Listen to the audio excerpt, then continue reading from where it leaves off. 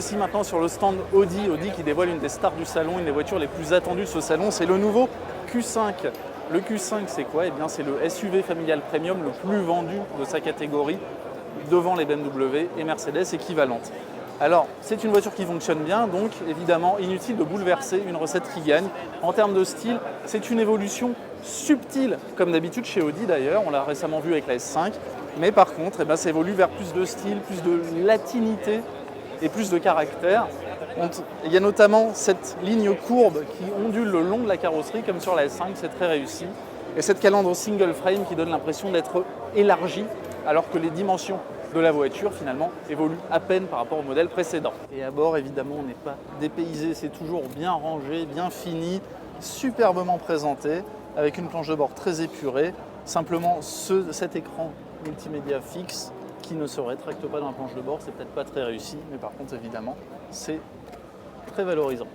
Pour le reste, eh bien, l'habitabilité n'évolue pas puisque les dimensions de la voiture n'évoluent guère. Le volume de coffre, il gagne 10 litres par rapport à l'ancien. Donc ce n'est pas sur ces points que se fera la différence. Techniquement, par contre, eh bien, cette Audi, elle est plus légère que le modèle qu'elle remplace. C'est jusqu'à 90 kg d'écart.